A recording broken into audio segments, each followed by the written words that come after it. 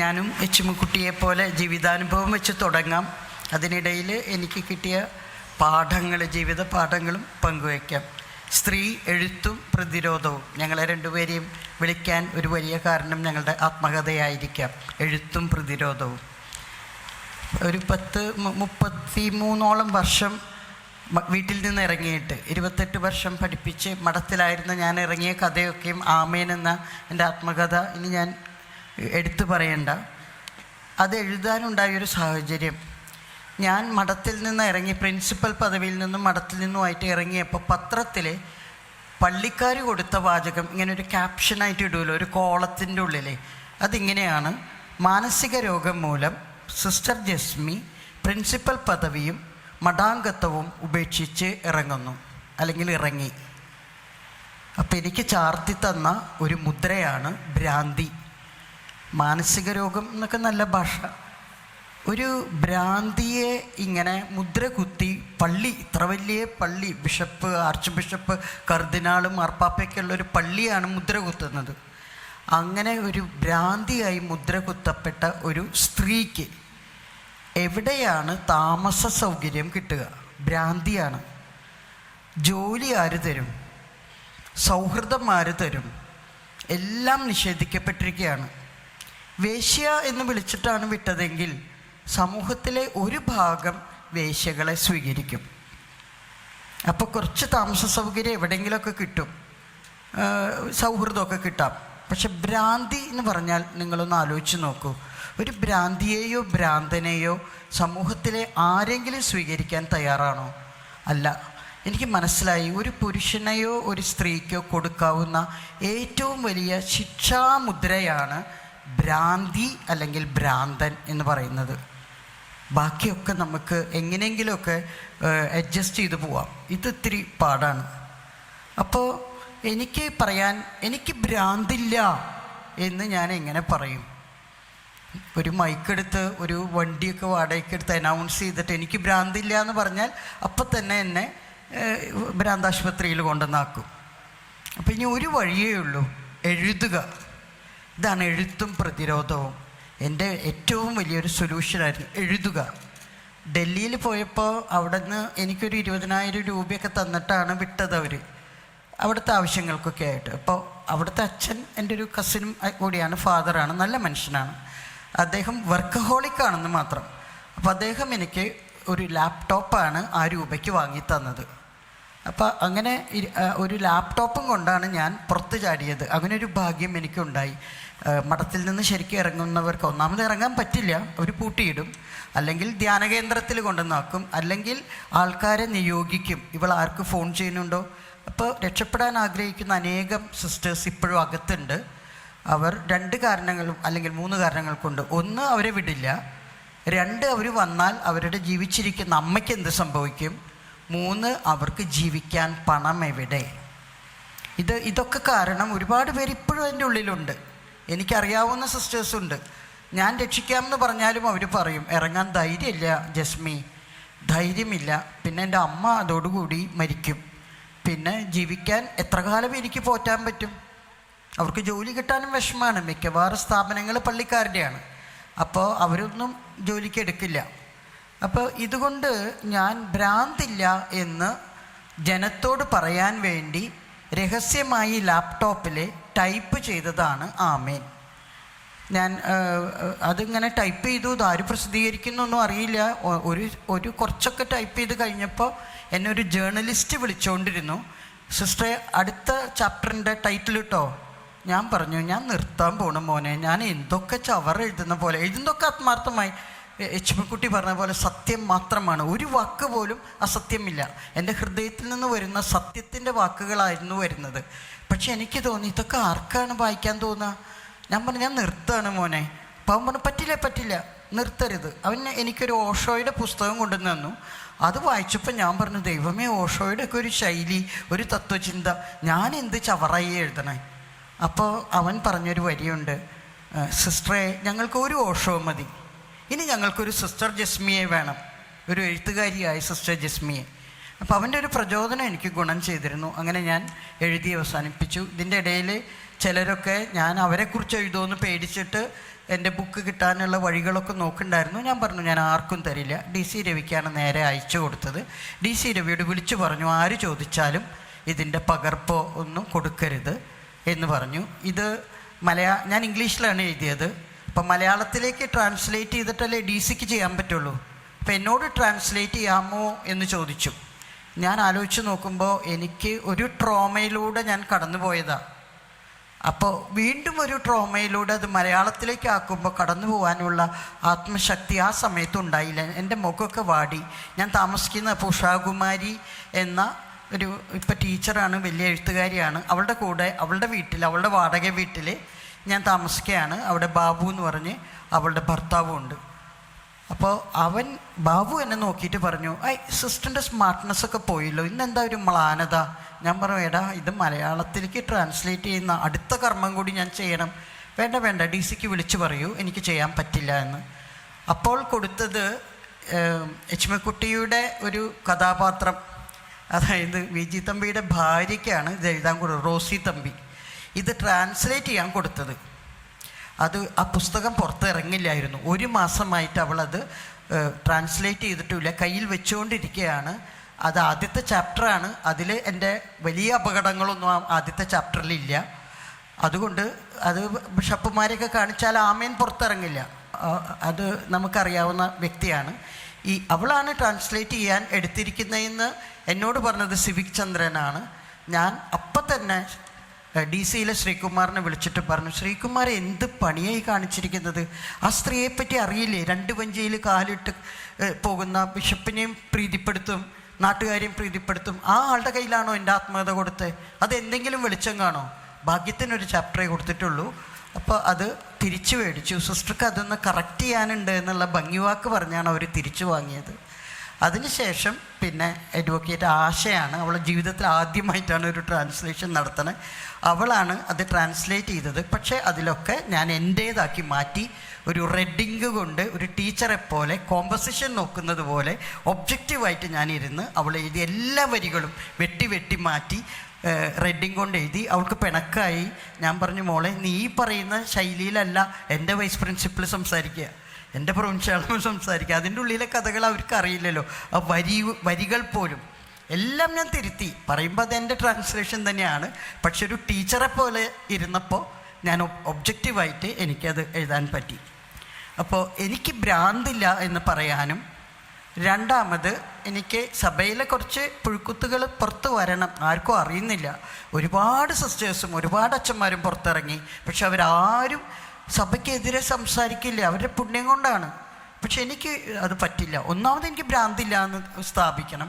രണ്ടാമത് എനിക്ക് ദൈവം എനിക്ക് ചെയ്തു തന്ന വലിയ വലിയ അനുഗ്രഹങ്ങളുടെ കാര്യം ജനത്തോട് പറയണം. അതിനും ഞാൻ അത് ഉപയോഗിച്ചു.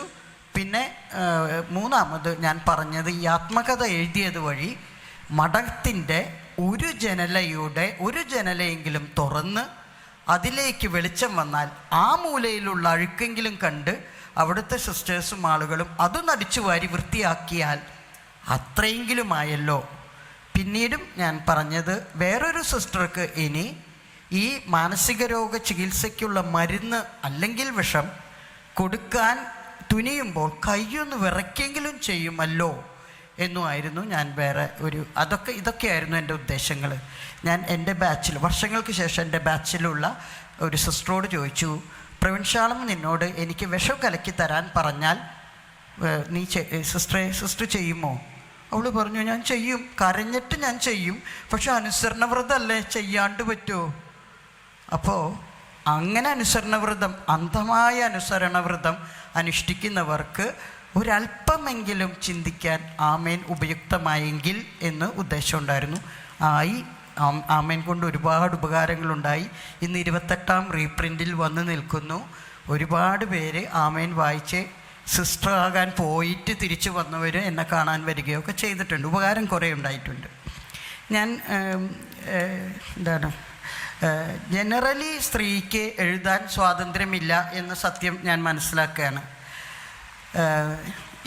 അവരൊന്നുകിൽ തീരെ പറ്റാതെ വന്നാൽ അവർ കവിതകൾ എഴുതും, കഥകൾ എഴുതും, നോവൽ എഴുതും. ഇനി അതിൻ്റെ അപ്പുറത്തേക്ക് കടന്നു വന്ന് ഡയറി റൈറ്റിംഗ് ആയിട്ട് എങ്കിലും എഴുതും. കാരണം തുറന്നെഴുതാൻ ധൈര്യമില്ല. ഒരു പ്രണയം എഴുതണമെങ്കിൽ അവർക്ക് പേടിയാണ്, സാധാരണ ജനറലി സ്ത്രീകൾക്ക്. അപ്പോൾ അവരത് ഒരു കഥയാക്കി എഴുതും, അല്ലെങ്കിൽ ഒരു കവിതയാക്കി എഴുതും. ഈ ബാമ ഫൗസ്തീനിയ എന്ന് പറഞ്ഞിട്ട് ചെന്നൈയിലുള്ള ഒരു ആദിവാസി പെൺകുട്ടി ടീച്ചറായി. അവൾ ടീച്ചറായിരിക്കുമ്പോൾ അവൾ കണ്ടു ആദിവാസികളെ ഈ കന്യാസ്ത്രീകൾ തന്നെ പീഡിപ്പിക്കുന്നത്. അപ്പോൾ അവൾക്ക് തോന്നി, എന്നാൽ ഞാനൊരു ടീച്ചറല്ലേ, ഒരു സിസ്റ്ററായാൽ എനിക്ക് ഈ ആദിവാസി പെൺകുട്ടികളെ രക്ഷിക്കാമല്ലോ എന്ന് വിചാരിച്ച് അവളൊരു സിസ്റ്ററായി. അവൾ ഫൗസ്തീനിയ എന്ന് പേരെടുത്ത്, ബാമ എന്ന് പറഞ്ഞ ആദിവാസി പെൺകുട്ടി ഫൗസ്തീനിയ എന്നുള്ള പേരെടുത്ത് അവൾ സിസ്റ്ററായി കഴിഞ്ഞപ്പോൾ അവൾക്ക് ഒട്ടും ഈ കുട്ടികളെ സഹായിക്കാൻ പറ്റിയില്ല. അനുസരണവ്രതം, മദർ കൽപ്പിച്ചാൽ പിന്നെ ആ കുട്ടികളെ ഒന്നും ചെയ്യാൻ പറ്റുന്നില്ല. അപ്പോൾ അവൾക്ക് മനസ്സിലായി ഇവളുടെ കന്യാസ്ത്രീ ആവല് വ്യർത്ഥമാണെന്ന് മനസ്സിലായിട്ട് അവൾ തമിഴിൽ എഴുതിയ ബുക്കാണ് കരുക്ക് എന്നുള്ള അതിൻ്റെ മലയാളം ട്രാൻസ്ലേഷൻ DC ചെയ്തിട്ടുണ്ട്, പനമുള്ള്. അപ്പോൾ എൻ്റെ തമിഴ് ബുക്ക് ആമീൻ പ്രകാശിപ്പിക്കാൻ അവിടെ ചെന്നപ്പോൾ സക്കറിയ പറഞ്ഞു, ആദ്യമായിട്ട് ഒരു കന്യാസ്ത്രീ ആത്മകഥ എഴുതാൻ ധൈര്യം കാണിച്ചത് ബാമയാണ്. അപ്പം ഞാൻ എൻ്റെ പ്രസംഗത്തിൽ തിരുത്തി, അത് ആത്മകഥയല്ല, അത് നോവലാണ്. ആത്മകഥ എഴുതാൻ അതിനേക്കാൾ ധൈര്യം വേണം. നോവൽ നമുക്ക് എഴുതാം, ഭാവനയാന്നൊക്കെ പറഞ്ഞ് രക്ഷപ്പെടാം. പക്ഷെ ആത്മകഥ എഴുതിയത് ഞാൻ തന്നെയാണ് എന്നെനിക്ക് മാറ്റി പറയേണ്ടി വന്നു. അത് ഞാൻ പറഞ്ഞത്, അത് എഴുതാൻ പറ്റുന്നില്ല. ഒരു ആത്മകഥ എഴുതി കഴിഞ്ഞാൽ നമ്മുടെ ഒരു സ്ത്രീയുടെ അനുഭവം എന്താണെന്നറിയോ, ഒരു പലഹാരവണ്ടി പോണ പോലെയാണ്. പലഹാരവണ്ടി കണ്ടിട്ടില്ലേ? അതിൻ്റെ ഉള്ളിലുള്ള പലഹാരങ്ങൾ ഏതൊക്കെ ഷേപ്പ് എങ്ങനെയാണെന്നൊക്കെ ജനം നോക്കി കാണുകയാണ്. അപ്പം ഞാൻ നടന്നു പോകുമ്പോൾ ആമേൻ എഴുതിയതിന് ശേഷം എന്നെ നോക്കുന്നവർ എന്നെ ഒരു പലഹാരവണ്ടി പോലെ കാണുകയാണ്.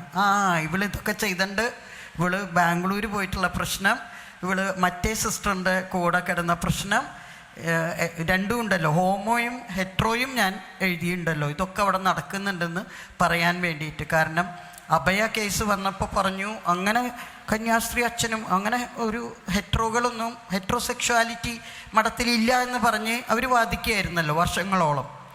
അതുപോലെ ഒരു സിസ്റ്റർ ആത്മഹത്യ ചെയ്തു മഠത്തിനകത്ത്. കാരണം പറഞ്ഞത് മദർ ചെന്ന് രാത്രിയാകുമ്പോൾ അവൾ ഉപയോഗിക്കുന്നു എന്ന് പറഞ്ഞാൽ നമ്മുടെ ലെസ്ബിയൻ റിലേഷൻഷിപ്പ്. അപ്പോഴാണ് TV-യിലൂടെ ഒരു വയസ്സായ അച്ഛൻ പറഞ്ഞു, പിന്നെ ആ മദറിനെ എന്തിൻ്റെ കേടാ ആ പെൺകുട്ടിയുടെ അടുത്ത് ശരീരം ഉപയോഗിക്കാൻ ചെല്ലേണ്ട കാര്യം എന്ന് അച്ഛൻ പറഞ്ഞപ്പോൾ ഡൽഹിയിൽ വെച്ച് TV-യിലൂടെ ഞാനിത് കേൾക്കുമ്പോൾ അവിടെ ഇരിക്കുന്ന സിസ്റ്റേഴ്സിനോട് ഞാൻ പറഞ്ഞു, എനിക്കുണ്ടായിട്ടുണ്ട്, ഒരു സിസ്റ്ററിൽ നിന്നുള്ള മോശമായ അനുഭവം എനിക്കുണ്ടായിട്ടുണ്ട്. അപ്പം എനിക്ക് തോന്നി അതും എഴുതണം. കാരണം ഇതൊക്കെ അതിൻ്റെ ഉള്ളിൽ നടക്കുന്നുണ്ട്.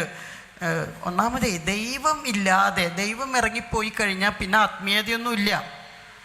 ഒരു ഭർത്താവിന് ഒരു 100 ഭാര്യമാരുണ്ടെന്ന് വിചാരിക്കുക. എന്നിട്ട് ഈ 100 ഭാര്യമാർ തമ്മിലൊന്നും പൊരുത്തപ്പെട്ട് ജീവിക്കാൻ വിഷമമൊക്കെ ഉണ്ട്. പക്ഷേ ഈ ഭർത്താവിനോടുള്ള സ്നേഹം കൊണ്ട് അവരൊക്കെ പൊരുത്തപ്പെട്ട് ജീവിക്കും. ഈ ഭർത്താവ് മരിച്ചു കഴിഞ്ഞാൽ പിന്നെ ആ വീടിൻ്റെ സ്ഥിതി നിങ്ങൾക്ക് ഊഹിക്കാവുന്നേ ഉള്ളൂ. 100 ഭാര്യമാർ അവരുടെ കുട്ടികളും കൂടി ഒരു മേൽക്കൂരയ്ക്ക് കീഴെ ജീവിക്കുന്നത് അതായി തീർന്നിരിക്കുകയാണ് മിക്കവാറും മഠങ്ങളും. കാരണം ദൈവം അവരുടെ ഇടയിൽ നിന്ന് മരിച്ചുപോയി, ദൈവം പോലും കരഞ്ഞുകൊണ്ടിരിക്കുകയാണ്. ഞാൻ ഈ കറേജ്, ധൈര്യം വേണം. അത്തരം സ്ത്രീകളുടെ കയ്യിലെ പടവാളായി മാറുകയാണ് തൂലിക, എഴുത്ത്. ഝാൻസി റാണി പടവാളെടുത്ത് ഇറങ്ങിയെങ്കിൽ, കുതിരപ്പുറത്ത് കയറി പടവാളുമായി ഇറങ്ങിയെങ്കിൽ, ഞങ്ങളെപ്പോലെ കുറേ പേരൊക്കെ തൂലിക എടുത്തിട്ട് യുദ്ധം ചെയ്യാൻ ഇറങ്ങിയിരിക്കുക. ആ എഴുത്തുകാരി എന്നുള്ളൊരു ബലം കൊണ്ട് മാത്രം, അക്ഷരത്തിൻ്റെ ബലം കൊണ്ട് മാത്രമാണ് ഞങ്ങൾക്ക് പ്രതിരോധം സൃഷ്ടിക്കാൻ പറ്റിയത്. ഭാഗ്യത്തിന് DC ബുക്സ്, DC രവി ഞാൻ അത് പബ്ലിഷ് ചെയ്യാമെന്ന് പറഞ്ഞു. അങ്ങനെ കടന്നു വന്നൊരു പബ്ലിഷർ ആയതുകൊണ്ട്, വേറെ മാതൃഭൂമിയാണ് 2ാമത്തെ ബുക്ക് ചോദിച്ചത്. അപ്പം ഞാൻ DC-യോട് ചോദിച്ചപ്പോൾ DC രവി എന്നെ വിളിച്ചിട്ട് പറഞ്ഞു, 2ാമത്തെയും നമ്മൾ ചെയ്യും. അപ്പം മാതൃഭൂമി അപ്പം തന്നെ ചോദിക്കാൻ 3ാമത്തെ ബുക്ക് തരുമോയെന്ന്. എൻ്റെ കുട്ടികൾ ജനിച്ചിട്ടില്ല കേട്ടോ, അതിന് മുൻപാണ്. 3ാമത്തെ ബുക്ക് തരുമോ? അപ്പം ഞാൻ വേഗം ശ്രീകുമാറിനോട് പറഞ്ഞു, അവർ 3ാമത്തെ ബുക്ക് ചോദിക്കുന്നുണ്ട് എന്ന്. അപ്പോൾ DC രവി വിളിച്ചിട്ട് പറഞ്ഞു, 3ാമത്തെയും നമ്മൾ ചെയ്യും, സിസ്റ്റർ എന്തിനാണ് സംശയിക്കണേ? അവർ പറഞ്ഞ വാക്ക് പാലിച്ചിട്ടുണ്ട്. 9ാമത്തെ വരെ അവർ ചെയ്തു. പക്ഷേ വേറെ പ്രസാധകരൊക്കെ എന്നോട് പിണങ്ങി. മാതൃഭൂമി അന്ന് തുടങ്ങി എന്നോട് പിണക്കത്തിലാണ്. എന്നെ ഒന്നിനും വിളിക്കില്ല, ഞാൻ അയച്ചാലും ലേഖനം പ്രസിദ്ധീകരിക്കില്ല, വേണ്ട. അപ്പോൾ DC ഇങ്ങനെ ഒരു അപ്പൻ സ്വീകരിച്ചല്ലോ, പിന്നെ എല്ലാവരും സ്വീകരിക്കണമെന്ന് ആഗ്രഹിക്കാൻ പാടില്ലല്ലോ. അതുകൊണ്ട് വേറെ ഒരു പബ്ലിഷിങ്ങും എനിക്ക് ചെയ്യാൻ പറ്റിയില്ല. ഇതൊക്കെ കഴിഞ്ഞിട്ട് ഞാൻ സ്ത്രീകളോട് കാണുമ്പോൾ പറയുന്നതാണ്, നമ്മൾ മറ്റ് സൊസൈറ്റി നമ്മൾ എന്ത് പറഞ്ഞാലും നമ്മൾ അത് ചെയ്തിട്ടില്ലെങ്കിൽ, ആ തൊപ്പി നമുക്ക് പാകാവുന്നില്ലെങ്കിൽ നമ്മൾ ആ തൊപ്പി ധരിക്കേണ്ട, തല താഴ്ത്തരുത്. എന്നെ ആദ്യം വിളിച്ചത് ഭ്രാന്തിന്ന്, ആമേൻ ഇറങ്ങിയപ്പോൾ ബാംഗ്ലൂർ ഇവൻ്റ് കണ്ട് എന്നെ വേശ്യാന്ന് വിളിച്ചു. അച്ഛൻ പുണ്യവാനാണ് കേട്ടോ, അച്ഛനാണ് എന്നെ കൊണ്ട് ഇതൊക്കെ ചെയ്യിച്ചതെങ്കിലും വേറെ അസാധ്യമായിട്ടൊന്നും ചെയ്തില്ല, നേക്കഡ്നെസ് മാത്രം, വേറെ ഒന്നും ധൈര്യമില്ല അച്ഛന്, പാവം, ഇത്തിരി വയസ്സായതുമാണ്. അപ്പോൾ അച്ഛൻ വിശുദ്ധൻ, ഞാൻ വേശ്യ. അപ്പോൾ എനിക്ക് ആദ്യത്തെ ഭ്രാന്തി പേര് കിട്ടി, പിന്നെ വേശ്യപ്പേര് കിട്ടി. പിന്നെ സത്യദീപത്തിലൊരു സിസ്റ്റർ എഴുതി, ഇത് ലേഡി ജൂഡസ്, യൂദാസ് സ്ത്രീ രൂപത്തിൽ പിറന്നിരിക്കുന്നു. ഞാൻ ഈശോയെ ഒറ്റിക്കൊടുത്ത ലേഡി ജൂഡസ്. പിന്നെ എന്നെ സൂര്യകൃഷ്ണമൂർത്തി ടോക്ക് ഷോയിലേക്ക് വിളിച്ചപ്പോൾ ഒരു സെമിനാരിക്കാരൻ എനിക്ക് നിന്നിട്ട് പറഞ്ഞു, ഞാൻ നിങ്ങളെ വിളിക്കുക ഫോളൻ ഏഞ്ചൽ എന്നാണ്. ഫോളൻ ഏഞ്ചൽ എന്ന് വെച്ചാൽ ആ പിശാചാണ്, ഭംഗി വാക്കിലാണ് അവരൊക്കെ പറയുള്ളൂ. അപ്പോൾ ഞാൻ പറഞ്ഞു, നല്ല കാര്യം, ഈ പേര് ഇതുവരെ കിട്ടിയിട്ടുണ്ടായില്ല. So I am a fallen angel. അപ്പോൾ ഇതൊക്കെ വിളിച്ചാലും ഇതൊന്നും എനിക്ക് അർഹതപ്പെട്ട പേരുകളല്ല. അതുകൊണ്ട് ഞാനത് ആ തൊപ്പി എൻ്റെ തലയിൽ വെച്ചില്ല, ഞാൻ തല താഴ്ത്താതെ നടന്നു. ഇപ്പം അവർക്ക് വിളിക്കാൻ പേര് കിട്ടുന്നില്ല, ഇനി ഇതിനപ്പുറം എന്താ വിളിക്കാമെന്ന് അവർക്ക് അറിയുന്നില്ല. അങ്ങനെയാണ് നമ്മൾ ജയിക്കേണ്ടത്. എല്ലാ സ്ത്രീകളോടും ധൈര്യത്തോടെ മുന്നോട്ട് വരുന്ന, പ്രത്യേകിച്ച് വരണം എന്ന് ഞാൻ പറയുന്നു, വരുന്നവരോട് എനിക്ക് പറയാനുള്ളത്, സൊസൈറ്റി ചാർത്തി തരുന്ന പേരുകൾ നിങ്ങൾക്ക് യോജിക്കുന്നില്ലെങ്കിൽ, നിങ്ങൾ തെറ്റ് ചെയ്തിട്ടുണ്ടെങ്കിൽ നമുക്കൊന്ന് പശ്ചാത്തപിക്കാം, അവിടെ ഒന്ന് തിരുത്താം. അല്ലെങ്കിൽ എന്ത് പേര് നിങ്ങൾക്ക് തന്നാലും നിങ്ങളത് സ്വീകരിക്കേണ്ട, നിങ്ങൾ തള്ളിക്കളയുക, നിങ്ങൾ തല ഉയർത്തി തന്നെ നടക്കുക. ഇതാണ് ഈ ആൽബർട്ട് കാമ്യൂ മിത്ത് ഓഫ് സിസിഫസ്, നമ്മൾ നാറാണത്ത് ഭ്രാന്തൻ എന്ന് പറഞ്ഞതിൻ്റെ ഒരു വേർഷനാണ് മിത്ത് ഓഫ് സിസിഫസ്. അദ്ദേഹത്തോട് ദൈവം കൽപ്പിച്ചു, പാറ ഉരുട്ടി മോളിൽ കൊണ്ടുപോയിട്ട് താഴെ ഇടണം, വീണ്ടും പാറ ഉരുട്ടി മോളിൽ കൊണ്ടുപോയിട്ട് താഴെ കൊണ്ടുവരണം. അതിന് വേറെ ഫിലോസോഫിക്കൽ അർത്ഥങ്ങളൊക്കെ ഉണ്ട്. നമ്മൾ ഡെയിലി ചെയ്യുന്നത്, കാലത്ത് പല്ലേച്ച് പിന്നെ ബ്രേക്ക്ഫാസ്റ്റ് കഴിച്ച് ജോലിക്ക് പോയി, അവിടുത്തെ കഴിഞ്ഞു, തിരിച്ചു വന്നു, വീണ്ടും കുളിച്ചു, കാര്യങ്ങളൊക്കെ ചെയ്യുന്നത് അത് തന്നെയാണ് റുട്ടീൻ. അങ്ങനത്തെ മടുക്കുന്ന റുട്ടീൻ എന്നുള്ള അർത്ഥത്തിലൊക്കെ അതിന് കുറേ ഫിലോസോഫിക്കൽ അർത്ഥങ്ങൾ, എക്സിസ്റ്റൻഷ്യൽ ഫിലോസഫിയുടെ കാര്യമൊക്കെ ആയിട്ടാണ് പറഞ്ഞത്. പക്ഷേ കാമൂന് അവസാന കാലത്ത് എന്തൊക്കെയോ ഒരു ഇരുത്തം വന്നു, ഒരു മാനസാന്തരം വന്നു. അദ്ദേഹം അതിലൂടെ പറഞ്ഞത് ഇങ്ങനെയാണ്, ആക്സെപ്റ്റ് എവറിത്തിങ് വിത്ത് ഡിഗ്നിറ്റി. ഡിഗ്നിറ്റിയോടുകൂടി, കുലീനത്വത്തോടുകൂടി നിങ്ങൾ വരുന്നതെല്ലാം സ്വീകരിക്കുക, വരുന്നതെല്ലാം സ്വീകരിക്കുക. ഇയാളെന്താ ചെയ്തത്, ഉരുട്ടി മോളിൽ ചെന്ന് കഴിഞ്ഞപ്പോൾ താഴേക്ക് പാറ ഇടുമ്പോൾ ആ കാഴ്ച മനോഹരമാണ്. പാറ ഉരുണ്ട് വരുന്ന കാഴ്ചയും ആ ശബ്ദവും. ഉറക്കെ പൊട്ടിച്ചിരിച്ചു. ആ പൊട്ടിച്ചിരിക്കുന്നത് ആര് കേട്ടു? ഈ ദൈവങ്ങൾ മുകളിലാണെന്നാണല്ലോ നമ്മൾ വിശ്വാസം. പണിഷ്മെൻ്റ് കൊടുത്ത ദൈവം അത് കേട്ടു. അപ്പോൾ ആരാ തോറ്റേ? ദൈവം തോറ്റു. The punishment giver is punished. Punishment കൊടുത്ത ദൈവം തോറ്റു. ചില കുട്ടികൾ ക്ലാസ്സിൽ നിന്ന് ടീച്ചർ പുറത്താക്കുമ്പോൾ അവർ പുറത്ത് നിന്ന് ഡാൻസ് കളിക്കും, പരസ്പരം തമാശ പറഞ്ഞ് കളിക്കും. അപ്പോൾ അവർ ടീച്ചറെ തോൽപ്പിക്കുക. അവരെൻജോയ് ചെയ്യുന്നത് പുറത്താണ്, ക്ലാസ്സിൻ്റെ അകത്തല്ല. ഞാൻ കേട്ടിട്ടുണ്ട് TTCയിലെ ടീച്ചർമാരെ ബെഞ്ചിൻ്റെയും ഡെസ്കിൻ്റെയും മുകളിൽ കയറ്റും പണിഷ്മെൻ്റായിട്ട്. അപ്പോൾ അവർ മുകളിൽ കയറി നിന്ന് ഫാൻ ഓഫ് ചെയ്തതാണെങ്കിൽ അത് തിരിക്കൽ, പിന്നെ മുകളിൽ, അങ്ങനെ കുറേ അവർ എൻജോയ് ചെയ്യും ആ ഡെസ്കുമ കയറി നിന്നിട്ടും. The punishment giver is punished. അപ്പോൾ അങ്ങനെ ഒരു വഴി. പിന്നെ ഈ സിസിഫസ് പറയുന്നത്, എൻ്റെ മാംസപേശികൾക്കൊക്കെ ബലം വെച്ചു, പോസിറ്റീവായിട്ട് എടുക്കുകയാണ്. പെച്ചുമുക്കുട്ടിയും അല്ലെങ്കിൽ ഇങ്ങനെ എഴുതിയിട്ടുള്ള പലരും, ഞാനടക്കം, ഞങ്ങളൊക്കെ എൻജോയ് ചെയ്യുകയാണ്. സ്വാതന്ത്ര്യം, 101% സ്വാതന്ത്ര്യം. ഞാൻ പറയാണ്, ഒരു സ്ത്രീക്ക്, ലോകത്തിലെ സ്ത്രീകൾ ഏറ്റവും ഭാഗ്യവതി ഞാനാണെന്ന് പറയും. കാരണം എനിക്ക് കിട്ടിയ അത്ര സ്വാതന്ത്ര്യം ഈ ഭൂമിയിൽ മറ്റൊരു സ്ത്രീക്കും കിട്ടിയിട്ടില്ല എന്നാണ് എൻ്റെ വിശ്വാസം. എനിക്കൊരു സർക്കാർ തരുന്നൊരു പെൻഷനുണ്ട്. പള്ളിയിൽ നിന്ന് 1 രൂപ തന്നില്ല, കോളേജിൽ നിന്ന് 1 രൂപ പോലും തന്നില്ല. എൻ്റെ വീട്ടിൽ നിന്നും 1 രൂപ പോലും തന്നില്ല. അപ്പം എനിക്ക് കടപ്പാടുകളൊന്നുമില്ല. തരുന്നത് സർക്കാരാണ്. അപ്പോൾ സർക്കാരിനോട് കടപ്പാടുണ്ട്. പെൻഷനാണ്, അതുകൊണ്ടാണ് ജീവിക്കുന്നത്. അതിൽ PF ഇല്ല, കാരണം അത് ഞങ്ങൾ അടയ്ക്കാറില്ല. ടാക്സും ഞങ്ങൾ അടയ്ക്കാറില്ല. ഇപ്പം ഞാൻ ടാക്സ് അടച്ചു തുടങ്ങി. അന്ന് ഞാൻ ടാക്സ് അടയ്ക്കാത്ത പൗരയാണ്. എല്ലാം കൈക്കോട്ടിൻ്റെ സ്വഭാവമാണ് ഞങ്ങൾക്ക്. ഞങ്ങളെല്ലാം ഇങ്ങോട്ട് സ്വീകരിക്കുകയുള്ളൂ, അങ്ങോട്ടൊന്നും കാര്യമായിട്ട് കൊടുക്കില്ല. അപ്പോൾ ഇതൊക്കെ മുന്നോട്ട് സ്വീകരിക്കുമ്പോൾ എന്നോടൊരു ഇൻ്റർവ്യൂ ചോദിച്ചപ്പോൾ ഞാൻ പറഞ്ഞേ, ക്ലോക്ക് നോക്കാതെയുള്ള ജീവിതം. മഠത്തിൽ ക്ലോക്ക് തന്നെ നോക്കണം. ഭക്ഷണം കഴിക്കുമ്പോൾ ബെല്ലടിക്കലൊന്നുമല്ല, ആ സമയത്ത് വന്നു, അരമണിക്കൂറിന് പിന്നെ ഭക്ഷണമില്ല. അതുപോലെയുള്ള ഒരു ക്ലോക്ക് നിയന്ത്രിക്കുന്ന ഒരു ജീവിതത്തിൽ നിന്ന് ഇന്നെനിക്ക് ക്ലോക്ക് നോക്കണ്ട. ഞാൻ എൻ്റെ ഫ്ലാറ്റ് അടിച്ചു വാരി തുടയ്ക്കുക രാത്രി 12 മണിക്ക്. എനിക്ക് ഉറക്കം വരില്ല. തൈറോയിഡ് ഉണ്ടല്ലോ, ഹൈപ്പോ തൈറോയിഡ് ഉള്ള കാരണം രാത്രി ഉറക്കം കുറവാണ്. അപ്പം ഞാൻ വിചാരിക്കുക, ഇപ്പം അടിച്ചു തുടയ്ക്കാമല്ലോ, ആരും എന്നെ തടയാൻ വരുന്നില്ല, ഫ്ലാറ്റല്ലേ. അപ്പം അടിച്ചു തുടയ്ക്കലൊക്കെ. അപ്പം എപ്പോൾ ഏത് ജോലി ചെയ്യണമെന്ന് എനിക്ക് നോക്കണ്ട, ക്ലോക്കൊന്നും നോക്കണ്ട. അങ്ങനെ സുഖമായ ക്ലോക്ക് നോക്കാത്ത സ്വാതന്ത്ര്യത്തിൻ്റെ പാരമ്യത്തിലുള്ള ജീവിതം. അപ്പോൾ ഞാൻ പറയാണ്, അതിൻ്റെയൊക്കെ പോസിറ്റീവ് വശങ്ങൾ എടുത്താൽ ശരിക്കും ഭാഗ്യവതിയാണ് ചിമ്മിക്കുട്ടിയും അവരെ പോലെയുള്ള എല്ലാവരും. ഞാൻ ഈ പ്രതിരോധത്തെ പറ്റി പറയുമ്പോൾ നമ്മൾ വിചാരിക്കും, ആ അമ്മേനെ എഴുതി ആ കാലഘട്ടം കുറച്ച് പ്രതിരോധങ്ങൾ. 16 കൊല്ലം കഴിഞ്ഞു ഞാൻ മഠത്തിൽ നിന്ന് പുറത്തിറങ്ങിയിട്ട്. ഇപ്പോഴും ഞാൻ പ്രതിരോധത്തിൻ്റെ ഫൈറ്റിങ്ങിൽ തന്നെയാണ്. ഈ അടുത്തുണ്ടായൊരു സംഭവം പറയാം. Major arch bishop Raphael Thattil ഇപ്പോഴാണ് ആർച്ച് ബിഷപ്പായത്. എനിക്കത് പറഞ്ഞേ പറ്റൂ, അതുകൊണ്ടാണ് ഞാൻ പറയുന്നത്. അദ്ദേഹം അതിന് മുൻപ് ഞങ്ങളുടെ കപ്ലോനായിരുന്നു. പറഞ്ഞാൽ ഞങ്ങളുടെ പള്ളിയിൽ കുർബാന അർപ്പിക്കാൻ വരുന്ന അച്ഛൻ, എൻ്റെ അതേ പ്രായം. അപ്പോൾ ആളെപ്പോഴും സങ്കടം പറയും, എനിക്ക് താടി നരച്ചു, തല പെട്ടയായി, എല്ലാവരും വിചാരം ഞാൻ വയസ്സായ അച്ഛനാണെന്നാണ്. അപ്പോൾ എനിക്ക് കിളിന്ത് കുമ്പസാരങ്ങൾ കിട്ടുന്നില്ല. എൻ്റെ പ്രായത്തിലുള്ള എല്ലാവർക്കും പെൺകുട്ടികൾ വന്നിട്ട് പ്രണയ കുമ്പസാരങ്ങൾ, കിളിന്ത് കുമ്പസാരങ്ങളൊക്കെ പറയാറുണ്ട്. എനിക്ക് മാത്രം അത് കിട്ടുന്നില്ല എന്ന് കപ്ലോനച്ഛനായിരിക്കുമ്പോൾ തമാശയ്ക്ക് പറയുന്നതാണ്. അപ്പം ഞാൻ അച്ഛനോട് പറഞ്ഞു, തട്ടിലച്ഛാ, ഞാനൊരു കാര്യം ചെയ്യാം, എല്ലാവരും മുൻപിൽ വെച്ച് എടാ ഇങ്ങോട്ട് വന്നേ എന്ന് വിളിക്കാം. നീ എന്താ അച്ഛനെ ഡാന്ന് വിളിച്ച്, ഞങ്ങൾ ഒരേ പ്രായമാണെന്നേ എന്ന് പറയാം. അപ്പോൾ എനിക്ക് പ്രായം കുറവാണെന്നാണ് അന്ന് എല്ലാവരും മനസ്സിലാക്കിയിരിക്കുന്നത്. അപ്പോൾ അച്ഛൻ്റെയും പ്രായം എൻ്റെ പ്രായമാണെന്ന് അവർ മനസ്സിലാക്കിക്കോളുമല്ലോ. എന്നേക്കാൾ 6 മാസം മൂത്തതാണ് കേട്ടോ അച്ഛൻ.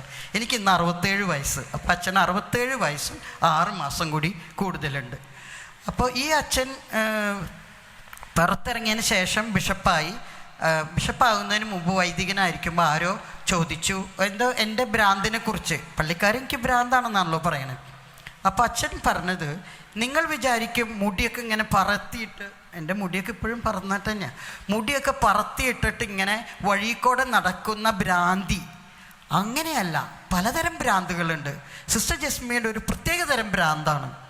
അതെന്ത് ഭ്രാന്താണാവോ? അപ്പോൾ എന്നോട് ജേർണലിസ്റ്റ് വന്നിട്ട് ചോദിച്ചു, അതിന് സിസ്റ്ററിന് എന്താ ഉത്തരം എന്ന്. അപ്പോൾ ഞാൻ പറഞ്ഞു, അച്ഛനൊരു വൈദികനാണല്ലോ ഇപ്പോൾ. അച്ഛനൊരു വൈദ്യനായിരുന്നാൽ കൂടുതൽ സേവനം സമൂഹത്തിന് ചെയ്യാം. വ്യത്യസ്തമായ ഭ്രാന്തുകൾ തിരിച്ചറിഞ്ഞ് അതിനെ കുറച്ച് ചികിത്സയൊക്കെ ചെയ്യാൻ പറ്റിയാൽ, കാരണം എൻ്റെ ഒരു പ്രത്യേക തരം ഭ്രാന്താണെന്നല്ല അച്ഛൻ അപ്പോൾ എനിക്കതൊരു ചെറിയ വിഷമം കെടുക്കുന്നുണ്ട് അച്ഛൻ ഇങ്ങനെ പറഞ്ഞത്. ഞങ്ങളൊക്കെ വലിയ സുഹൃത്തുക്കൾ പോലെ കുർബാന ചൊല്ലിക്കഴിഞ്ഞാൽ വന്നാൽ വളരെ സംസാരിക്കുകയൊക്കെ ചെയ്യുന്ന അച്ഛൻ, ഞാൻ പുറത്തിറങ്ങിയിട്ട് അച്ഛൻ എനിക്കൊരു പ്രത്യേക തരം ഭ്രാന്തൊക്കെ അർപ്പിച്ച് തന്നപ്പോഴുള്ളൊരു വിഷമം ഉണ്ടായിരുന്നു. അപ്പോൾ ഞാൻ ഇങ്ങനെ ഒരു ഉത്തരവാണ് പറഞ്ഞത്, അച്ഛൻ നല്ലൊരു വൈദ്യനായാൽ വളരെ നന്നായിരിക്കും സമൂഹത്തിന്, വൈദികനേക്കാൾ കൂടുതൽ സേവനം ചെയ്യാൻ പറ്റും എന്നൊരു വരി ഞാൻ പറഞ്ഞിട്ടുണ്ടായിരുന്നു. അതിന് ശേഷമാണ് ബിഷപ്പായത്. പിന്നെ എന്നോട് ചോദിച്ചപ്പോഴൊക്കെ ഞാൻ അച്ഛൻ്റെ ഒരു വീക്ക്നെസ് ഞാൻ പറഞ്ഞു. അത് ഞാനിപ്പോൾ ഇവിടെ വിവരിക്കുന്നില്ല. അത് കഴിഞ്ഞപ്പോൾ തുടങ്ങി ബാംഗ്ലൂർ ഇവൻറ്റിലെ അച്ഛനാണ് ഈ അച്ഛൻ എന്നുള്ള തെറ്റിദ്ധാരണയിൽ. ഇപ്പം എറണാകുളത്തും ഒരു സുനിൽ മാത്യു എന്ന് പറഞ്ഞ I2I ചെയ്യുന്ന അവനാണത് ആദ്യം തുടങ്ങിയത്. അത് പലരും എന്നോട് പറഞ്ഞു അവനാണ് കൊളാക്കിയെന്ന്. ഞാൻ പറഞ്ഞു, അത് ആ അച്ഛനല്ല, അത് വേറെ അച്ഛനാണ്. അവൻ വാദിക്കുകയാണ് അത് ഈ അച്ഛനാണ്. ഇപ്പം മേജർ ആർച്ച് ബിഷപ്പും കൂടി ആക്കിയപ്പോൾ ഇപ്പോൾ ഒരു പടമൊക്കെ ഉണ്ടാക്കിയിട്ടുണ്ട് അവർ. എൻ്റെ മുഖം, എന്നിട്ട് ആമേൻ എന്ന് പറഞ്ഞ് ഒരു ആമ മുകളിൽ, ഞാനതിലൊരു ആമത്തല എന്ന് എഴുതിയിട്ടുണ്ട്, നിങ്ങൾ വായിച്ചവർക്കറിയാം. ഒരു ആമയുടെ പടം മുകളിൽ വെച്ചിട്ട് സഭയുടെ തലപ്പത്ത് ഇപ്പോൾ സിസ്റ്റർ ജസ്മിയുടെ ആമേൻ ആമ പടം ഉണ്ടാക്കി അയച്ചിരിക്കുക. എനിക്ക് ഞാൻ എത്ര പ്രാവശ്യം പറഞ്ഞാലും ഇത് അച്ഛനല്ല. പിന്നെ ഞാൻ ഒരു ജേർണലിസ്റ്റ് വന്നിട്ട് പറഞ്ഞു, സിസ്റ്റർക്ക് ഫേസ്ബുക്ക് ലൈവ് വരാൻ അറിയോ? എനിക്കറിയില്ല, ഞാൻ പഠിപ്പിച്ചുതരാം. അവൻ അത് കാണിച്ചു തന്നു. ഞാൻ ലൈവ് വന്നിട്ട് ആദ്യമായിട്ട് ലൈവിൽ വന്നതാണ് ഫേസ്ബുക്കിൽ. ഞാൻ പറഞ്ഞു, ബാംഗ്ലൂരിലെ അച്ഛനല്ല ഈ അച്ഛൻ. അപ്പോൾ ഞാൻ ഇവിടെയും അത് പറയുന്നത്, കുറേ പേർക്ക് തെറ്റിദ്ധാരണ പരത്തിയിട്ടുണ്ട്. പാവം മേജർ ആർച്ച് ബിഷപ്പ് ആക്കിയത് നല്ല സ്പിരിച്വാലിറ്റി ഉള്ള അച്ഛനാണ്, വീക്ക്നെസ്സൊക്കെ ഉണ്ടാവും, അത് ഞാൻ പറഞ്ഞിട്ടുണ്ട്. പിന്നെ അച്ഛൻ നല്ല പ്രസംഗങ്ങൾ പറയും. ഇപ്പോൾ മേജർ ആർച്ച് ബിഷപ്പാണ് എന്ന് പറഞ്ഞാൽ അടുത്ത് തന്നെ കർദിനാളായാൽ അച്ഛനാണ് ഈസ്റ്റേൺ മാർപ്പാപ്പ. നിങ്ങൾക്ക് ആ സ്ഥാനത്തിൻ്റെ മഹത്വം ഒന്ന് മനസ്സിലാവണം. അതായത് വെറുതെ കർദിനാൾ എന്നല്ല അതിൻ്റെ അർത്ഥം. അദ്ദേഹത്തിൻ്റെ പവർ ഈസ്റ്റേൺ മാർപ്പാപ്പയാണ്. ആരൊക്കെ കർദിനാളാവണോ അവർ കാരണം എൻ്റെ ഡിസ്പെൻസേഷൻ അനുവദിച്ച് തന്ന ലെറ്ററിൽ ഒപ്പിട്ടിരിക്കുന്നത് അന്നത്തെ കർദിനാൾ പോലുമല്ല, 4 വെച്ചിട്ട് കർദിനാളുടെ പദവിയിൽ 4 വെച്ച് കർദിനാളുടെ പേര് വെച്ചിട്ട് ഒപ്പിട്ട് തന്നതാണ്. അല്ലെങ്കിൽ റോമിലേക്ക് പോയിട്ട് 1 2 കൊല്ലം കഴിഞ്ഞാലാണ് നമുക്ക് ഡിസ്പെൻസേഷൻ ലെറ്റർ സ്വീകരിക്കപ്പെട്ട് കിട്ടുള്ളൂ. എനിക്ക് കിട്ടിയത് ഈ കർദിനാളുടെ ഒപ്പിലോടുകൂടിയാണ്. അന്ന് ഞാനൊരു സത്യം മനസ്സിലാക്കി നിങ്ങളോട് പറയാനോ ആഗ്രഹിക്കുന്നു. ആ പദവി എന്ന് പറഞ്ഞാൽ ഈസ്റ്റേൺ മാർപ്പാപ്പയുടെ പദവിയാണ്. അതാണ് ഈ തല്ലുപിടുത്തം. കുറേ പേരൊക്കെ അത് കിട്ടാൻ വേണ്ടിയുള്ള തല്ലുപിടുത്തം. അപ്പോൾ ഞാൻ ഇനി പറഞ്ഞു വരുന്നത്, അതൊരു പ്രതിരോധമായിരുന്നു. FBയിൽ ആദ്യമായി ഞാൻ ലൈവ് വന്നത് ഈ ഒരു തെറ്റിദ്ധാരണ മാറ്റാനുള്ള പ്രതിരോധത്തിന്. ഇപ്പം അത് എഴുത്ത് മാത്രമല്ല, ഇതൊക്കെ എഴുത്തിൻ്റെ വകഭേദങ്ങളായി മാറി. ഇനി ഗൂസ്ബെറി പബ്ലിക്കേഷൻസ് ഇപ്പോൾ ആദിവാസികളുടെ പുസ്തകങ്ങൾ ഒന്നൊഴികെ ഒന്ന്, രജനി പാലാപ്പറമ്പിൽ, പിന്നെ അലീന, ഇവരൊക്കെ ഇപ്പോൾ എഴുതാൻ തുടങ്ങി, പുസ്തകമായി വന്നു തുടങ്ങി. അത്ര വലിയ പ്രതിഭയുള്ള എഴുത്തുകാരാണെന്നല്ല അവർ പറയുന്നത്. ഞങ്ങളുടെ ജീവിതാനുഭവങ്ങൾ എഴുത്തുകാരെഴുതിയിട്ട് അവാർഡ് മേടിക്കണം, കയ്യടിയും മേടിക്കണം. ഞങ്ങളുടെ ജീവിതാനുഭവങ്ങളെ അവർ കഥയായിട്ട് എഴുതണേ, അല്ലെങ്കിൽ കവിതയായിട്ട് എഴുതണേ, എന്നിട്ട് അവർക്ക് അവാർഡ്. എന്താ ഞങ്ങൾക്ക് തന്നെ എഴുതിയാലേ?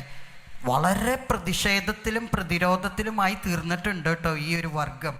നിങ്ങൾ അലീനയ്ക്ക് ഇപ്പോൾ ഒരു അവാർഡ് കൊടുത്തു, സാഹിത്യ അക്കാദമിയുടെ അവാർഡ് അല്ലെങ്കിലും അവിടെ സ്റ്റേജിൽ കൊടുക്കുന്ന അവാർഡുകളുടെ കൂട്ടത്തിൽ കൊടുത്തു. അവളുടെ കവിതകൾ വായിച്ചാൽ നമ്മൾ തലകറങ്ങി വീഴും. അപ്പൻ കുടിച്ചു വന്നു, അപ്പനെ കഷ്ണമാക്കി അവർ അന്നത്തെ കറി വെച്ചു എന്ന്. അത്തരം പ്രതിഷേധങ്ങൾ, ആ മനസ്സ് ചിരിച്ച് നടക്കുന്ന നല്ലൊരു പെൺകുട്ടി. പക്ഷെ അവളുടെ കവിതകളുണ്ടല്ലോ, മൂർച്ചയേറിയ വാളുകൾ പോലെയുള്ള കവിതകളാണ്. അവരുടെ പ്രതിഷേധം നമ്മളതിലൂടെ വായിച്ച് മനസ്സിലാക്കണം. ഒരു തലമുറ വളർന്നു വരുന്നുണ്ട്, ആദിവാസി തലമുറ, ബോധമുദിച്ചവർ. അവരെണ്ണി ചോദിക്കും നമ്മളവരോട് ചെയ്ത പ്രശ്നങ്ങൾ. ഇനി ഇപ്പോൾ സിസ്റ്റർ ലൂസി കളപ്പുരയ്ക്കൽ ബുക്ക് എഴുതി. ആളല്ല എഴുതിയത്, ഒരു വേറെ എഴുത്തുകാരനെ കൊണ്ട് എഴുതിച്ച കാരണം അതിൻ്റെ ഹൃദ്യത കുറഞ്ഞു. ഞാൻ പറഞ്ഞു, സിസ്റ്റർക്ക് എഴുതായിരുന്നില്ലേ സിസ്റ്ററെ?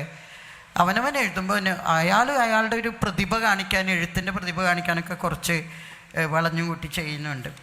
ഞാനിനി പ്രതിരോധം എഴുത്തുപോലെ തന്നെ ഞങ്ങൾ നെററ്റോളജിയിൽ അല്ലെങ്കിൽ സ്ട്രക്ചറലിസം ഡീകൺസ്ട്രക്ഷനിലൂടെ ഒക്കെ പറയും, ഈ നെരേഷൻ പലതരത്തിൽ ചെയ്യാം. എഴുത്തിലൂടെ ചെയ്യുന്നത് പോലെ വസ്ത്രത്തിലൂടെ ചെയ്യാം. ഞാൻ എൻ്റെ ഷോൾ ഉപേക്ഷിച്ചു, സാരി ഉപേക്ഷിച്ചു.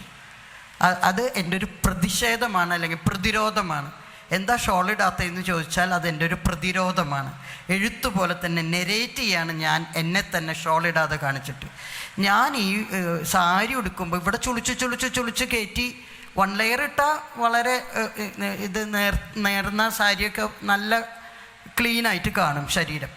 പിന്നെ ഞാൻ ഇവിടെ ചുളിച്ച് വെക്കും. ഞാൻ അത് വെച്ച് എൻ്റെ ട്രെയിനും പോയി, എൻ്റെ ബസ്സും പോയി. കാരണം ഇത് അരമണിക്കൂർ ചുളിച്ച് വെച്ച് ഇവിടെ വെച്ച് കഴിഞ്ഞ് ഇറങ്ങുമ്പോഴേക്കും അതിൻ്റെ ഷേപ്പാ മാറി. അത് അങ്ങോട്ട് പോയി, അല്ലെങ്കിൽ അത് ഇങ്ങോട്ട് നീങ്ങി, വീണ്ടും വന്നിത് പിന്നെ ഊരി ഇത് കുത്തി, അപ്പോൾ ട്രെയിൻ പോയി, പിന്നെ ബസ്സും പോയി. ഇങ്ങനെ ഗുരുവായൂരൊക്കെ വെച്ച് കഷ്ടപ്പെട്ടു. അത് തന്നെ ചുരിദാറിൻ്റെ ഷോള് ആക്കിയപ്പോഴും. എന്നിട്ടൊരു കാറ്റ് വന്നത് പറക്കുമ്പോഴേക്കും എല്ലാവരുടെ കണ്ണും ഈ നെഞ്ചത്തൊക്കെയാണ്. ഞാൻ നോക്കുമ്പോൾ ഷോള് നീങ്ങിപ്പോയിട്ടുണ്ട്. എനിക്ക് മതിയായി. ഞാൻ എന്നിട്ട് ഷോളും സാരി മാറ്റി ഷോളും വേണ്ടാന്ന് വെച്ചിട്ട് ഞാനിപ്പോൾ പറയുന്നത്, ഈ തള്ളയുടെ നെഞ്ച് കണ്ടിട്ട് ഇവരുടെ ഈ ദാഹം ഒന്ന് തീരട്ടെ, അങ്ങനെയെങ്കിലും ഈ പുരുഷന്മാരുടെ ഈ തുറിച്ചു നോട്ടം ഒന്ന് കുറയട്ടെ. ഞാനിങ്ങനെ നടക്കാൻ തീരുമാനിച്ചു. അങ്ങനെയാണ് ഞാൻ ഈ വസ്ത്രധാരണമായി മാറിയത്. മുടി വെട്ടിയതും ഇപ്പം നിങ്ങൾ ഇവിടെ കണ്ട ഫോട്ടോ സാരി ഉടുത്ത് നിറയനെങ്ങനെ മുടി, ഇപ്പം ഈ മുടി വെട്ടിയതും ഞാൻ ബാംഗ്ലൂർ എൻ്റെ ചേച്ചിയുടെ പ്രായമുള്ള ജയലക്ഷ്മി ചേച്ചി കൊണ്ടുപോയിട്ട് എന്നെ കൊണ്ടുപോയി മുടി വെട്ടിച്ചിട്ട്, സിസ്റ്ററെ ഒരു വ്യത്യാസം വരട്ടെ, പോലീസ് സ്റ്റേഷനിലൊക്കെ പോയി സാരി ഉടുത്ത് ചെന്നപ്പോൾ എന്നെ പുറത്ത് നിർത്തിയിട്ട് മണിക്കൂറുകൾ, അത് കഴിഞ്ഞപ്പോൾ ചുരിദാർ ഇട്ട് പോയി നോക്കി, അപ്പോഴും പുറത്ത് നിർത്തി. പാൻറ്റും ഷർട്ടും ഇട്ട് പിന്നീട് ചെന്നപ്പോൾ എന്നെ വിളിച്ച് മുകളിൽ റൂമിൽ കയറ്റി. അവർക്ക് മുകളിൽ റൂമുണ്ടെന്നും അവിടെ ബാത്റൂം ഉണ്ടെന്നും അവിടെ ലേഡീസിന് ഒരു റൂമുണ്ട് അതിൻ്റെ ബാത്റൂം ഉണ്ടെന്നൊക്കെ ഞാൻ ഈ പാൻറ്റും ഷർട്ടും ഇട്ട് ചെന്നപ്പോഴാണ് ഞാൻ മനസ്സിലാക്കിയത്. ഇതാണ് വസ്ത്രം കൊണ്ട് നമ്മൾ കുറേ നെറേറ്റ് ചെയ്യുന്നുണ്ട്. അപ്പോൾ ഞാനിങ്ങനെ ഇപ്പോൾ പാൻറ്റും ഷർട്ടും ഇപ്പോൾ ഇടാറില്ല, അത് അനിയത്തിയുടെ മോളുടെ മോൾക്ക് കൊടുത്തു. അപ്പോൾ മാർച്ച് 8 പ്രസംഗിക്കാൻ വിളിച്ചപ്പോഴും ഞാൻ പാൻറ്റും ഷർട്ടും ഇട്ട് പോയി. ഞാൻ പറഞ്ഞു, നിങ്ങളിപ്പോൾ പറയും എന്താ സ്ത്രീയുടെ ദിവസം പുരുഷ വേഷമിട്ട് വന്നു എന്ന്. ആരാ പറഞ്ഞ പാൻറ്റും ഷർട്ടും പുരുഷ വേഷമാണെന്ന്? ഈ വേഷങ്ങളൊക്കെ ഡിസൈൻ ചെയ്തിട്ട്, ശരീരം മറയ്ക്കാനുള്ളതാണല്ലോ, ഡിസൈൻ ചെയ്തിട്ട് അതിലെ സുഖമുള്ളതൊക്കെ പുരുഷന്മാരെടുത്തു, ബുദ്ധിമുട്ടുള്ളതൊക്കെ സ്ത്രീകൾക്ക് കൊടുത്തു. ആദ്യം നമ്മൾ കുട്ടിയുടുപ്പിടാം, അന്ന് കുഴപ്പമില്ല. അത് കഴിഞ്ഞാൽ പാവാട ചുറ്റണം, ഈ പാവാട പൊക്കി പിടിച്ചിട്ട് വേണം ഓടാൻ. അത് കഴിഞ്ഞ് സാരിയിൽ വരിഞ്ഞ് മുറുക്കണം. പുരുഷന്മാർക്ക് പാൻറ്റും ഷർട്ടും ഇടാം, 2 കാലും വിടർന്ന് കിട്ടുകയാണ്. ഈ സ്ത്രീയുടെ ഏറ്റവും വലിയ വിഷമം 2 കാല് വിടർത്താൻ പറ്റുന്നില്ല. ഞാൻ ഗുരുവായൂർ ട്രെയിൻ കയറാനായിട്ട് ഈ സാരി ഉടുത്ത് ടോക്കിനൊക്കെ പോകുമ്പോൾ സാരി ഉടുത്ത് കഷ്ടപ്പെട്ട് പോകാറുണ്ട്. അപ്പം ഞാൻ ട്രെയിനിൽ നിൽക്കുമ്പോൾ മുകേഷ് ലാൽ TCVയിലെ അവനും നിൽക്കുന്നുണ്ട്, ഞാനും നിൽക്കുന്നുണ്ട്. ഞാൻ ട്രെയിനാ വരുമ്പോൾ സാരിയെ പൊക്കിയിട്ട് മുട്ടോളാക്കും.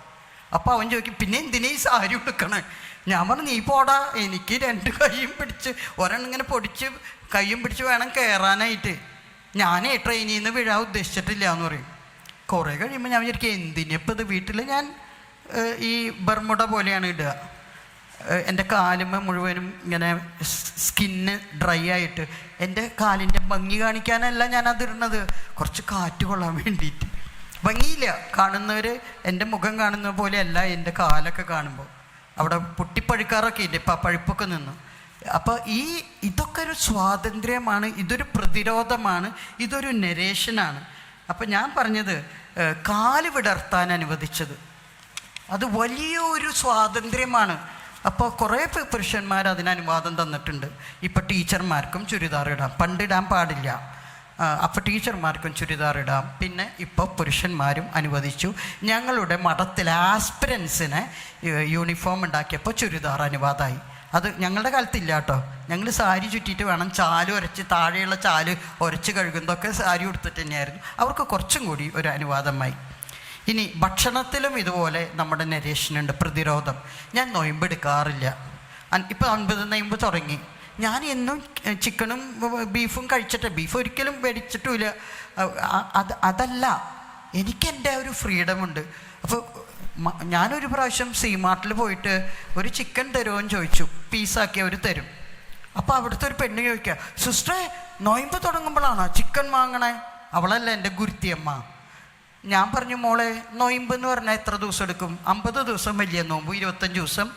അപ്പം 365 ദിവസത്തിൽ 75 ദിവസം ഇറച്ചി കഴിക്കില്ല. 75 ദിവസം. ഞാൻ വർഷത്തിൽ ആകെ ഒരു 10-15 ദിവസമാണ് ഈ ഇറച്ചി കഴിക്കുക. അപ്പോൾ ശരിക്കും നൊയമ്പെടുക്കുന്നത് ആരാ? ഞാനല്ലേ. നിങ്ങളെക്കാൾ കൂടുതൽ നൊയമ്പെടുക്കുന്നത്. ഇതൊക്കെ ഒരു പ്രതിരോധമാണ്. ഈ പള്ളിക്കാർ പറഞ്ഞു വെച്ചിട്ടുള്ള ചില കാര്യങ്ങൾ അന്ന് പറഞ്ഞിട്ടത്, നിങ്ങൾ നൊയമ്പിലും ഭക്ഷണത്തിലും ഒന്നുമല്ല നിങ്ങൾ ഈ ത്യാഗം കാണിക്കേണ്ടത്. നിങ്ങളുടെ മനസ്സിനെ മുറിക്കൂ. നിങ്ങളുടെ ഒരുപാട് അങ്ങനത്തെ ആവശ്യമില്ലാത്ത അഡിക്ഷൻസ് അത് മാറ്റൂ എന്നൊക്കെ മാർപ്പാപ്പയും പറഞ്ഞു.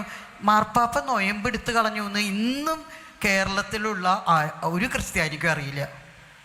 എൻ്റെ അറിവിൽ പോളാറാമൻ്റെ കാലത്താണ് നിങ്ങൾ ഇറച്ചി മീൻ നൊയമ്പുകൾ എടുക്കേണ്ട, 50 നൊയമ്പും 25 നൊയമ്പും വേണ്ട എന്ന് പറഞ്ഞിട്ട് എൻ്റെ അപ്പൻ വന്നിട്ട് പറഞ്ഞു, എടി അപ്പനല്ലെങ്കിലും നൊയമ്പ് എടുക്കാറില്ല, നൊയമ്പ് കളഞ്ഞു, എല്ലാവരും ഇറച്ചി മീനും കഴിച്ചോ.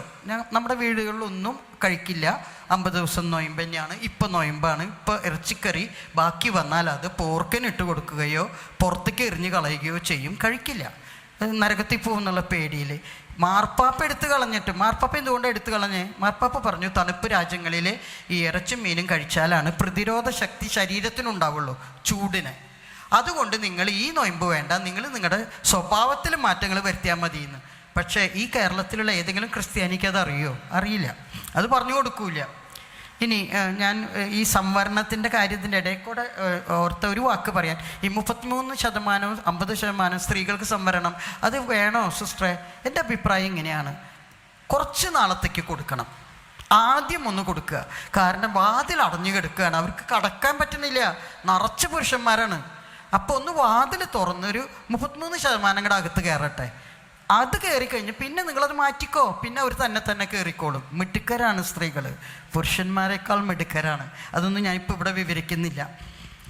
ഈ വെർജീനിയ വുൾഫ് പറഞ്ഞത് kill the angel in you, അതിൻ്റെ ഒരു അടുത്ത വരി, or else the angel will kill you. നമ്മൾ